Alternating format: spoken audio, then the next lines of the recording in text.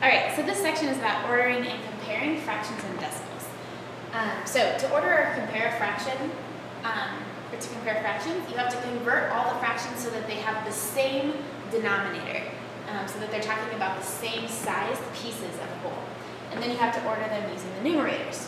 So if a question asks me to put these three fractions in order from least to greatest, I would first need to find a common denominator from 4, 3, and 8. So to find that common denominator, I'm going to list out my multiples of 4. So I have 4, 8, 12, 16, 20, 24, 28, and so on. Multiples of 3, 3, 6, 9, 12, 15, 18, 21, 24, and so on. Multiples of 8, I have 8, 16, 24, and so on. And then I find the one that's in all three lists, the smallest one in all three lists. So I'd see that 24 is in all of those lists. So now I need to rewrite those fractions with a denominator of 24. So I'm going to make 3/4 into an equivalent fraction that has a denominator of 24. Now remember, equivalent means that you're multiplying the top and the bottom by the same number. So I'm going to ask myself, what do I multiply 4 by to get 24? And I know that that's 6. Because I want an equivalent fraction, I have to multiply the top by the same thing. So 3 times 6 is 18. All right, 2/3, I also want to have a denominator of 24. So 3 times 8 gives me 24. So I multiply 2 times 8 to get my new numerator, which is 16. And again, I'm going to write this with a denominator of 24. 8 times 3 gives me 24, so I multiply the top by 3 as well to get 15 over 24. So now I can see that my denominators are all 24, so I'm talking about 24ths, and I have 15 here, 16 here, and 18 here. So that means this is the smallest, second smallest, and the biggest fraction. So if I were to write them in order from least to greatest, I would write this first, second, and third. So my answer is 5/8 is least, 2/3 is in the middle, and 3/4 is the largest. Okay, so now we're going to talk about ordering and comparing decimals. So the directions say to compare each pair of decimals. To compare means to say which is bigger, or if they're equivalent. So when I'm comparing decimals, I'm first going to look at the number before the decimal. So I have 0 in both cases, so that the number is the same, so I need to look at the tens place, or the first place after the decimal. Again, these are the same, the tens place is the same for both, so I'm going to go on to the hundreds place. Now I have a difference. This has 4 hundredths, this has 2 hundredths, so this one is bigger. So I'm going to put my greater than sign, actually it's a less than sign, my sign opening towards the bigger decimal. Alright, same thing down here. I'm going to start with the number before the decimal. They're both 1, so it's the same. We're going to go on to the tens place. Now this one has a tens place of 9, this one has a tens place of 5, so this one is bigger. And I'll put my sign like that. Last one, I look at the number before the decimal. I've got a 0 in both cases, so I'm going to look at my first digit after the decimal, the tens place. Here I have a 0, here I have a 4. 4 is bigger. So I'm going to write that comparing sign like that again.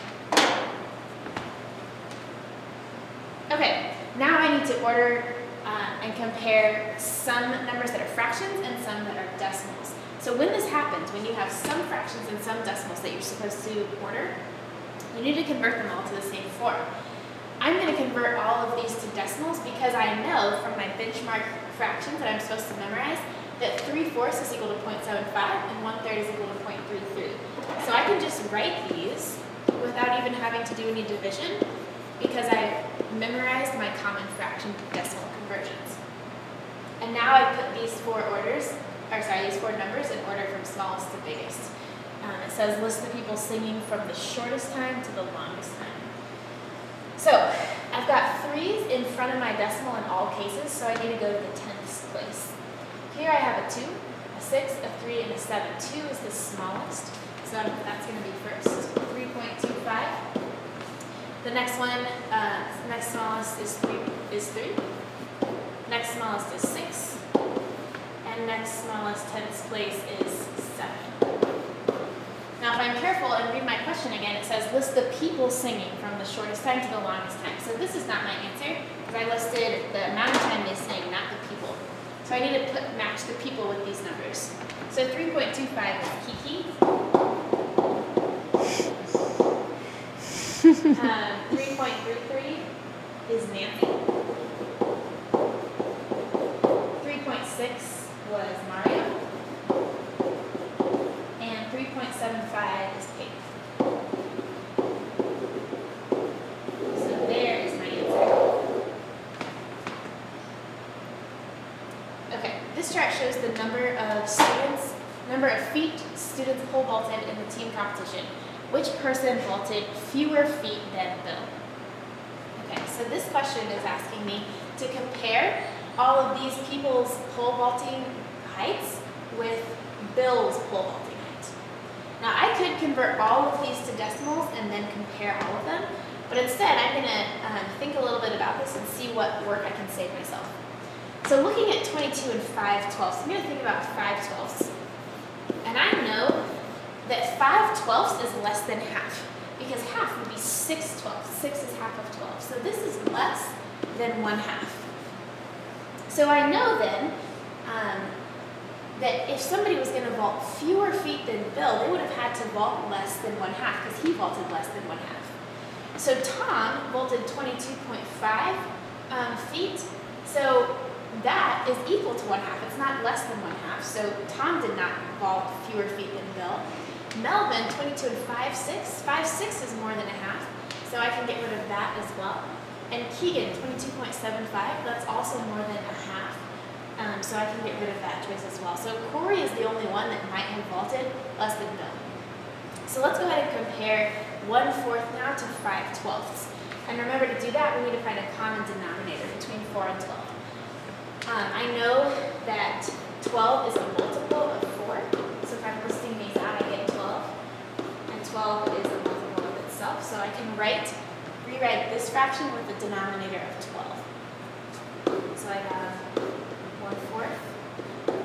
I can multiply by 3 to get that denominator of 12, which means I multiply by 3 on the top. So I have 3/12. So Corey is 22 and 3/12. And now I can easily see that Bill vaulted farther than Corey did. So Corey vaulted fewer feet than Bill. So Corey is my answer. Okay, last one. Mr. Grogan has 4 ropes of the following lengths. List the ropes in order from longest to shortest. Now these are all fractions, so what I need to do is to find a common denominator with all the fractions and then compare the numerators. I also can save myself some work by noticing that they're all 2 feet and some part of another foot. So I can just not worry about 2 because they all have 2 feet, and I just need to know which part is biggest, and that will tell me which rope is biggest. So I'm going to rewrite those 3 fractions with a common denominator. So I'm going to list out my multiples of each of the denominators. So I have 8, 16, 24, 32, and 40. For 4, I have 4, 8, 12, 16, 20, 24, 28, 32, 36, and 40. And for 10, I have 10, 20, 30, and 40. The smallest number that's in all 3 lists is 40, so that's going to be my lowest common denominator. So I'm going to rewrite 3/8 with a denominator of 40. Remember, I asked myself, what did I multiply this by to get to 40? And the answer is 5.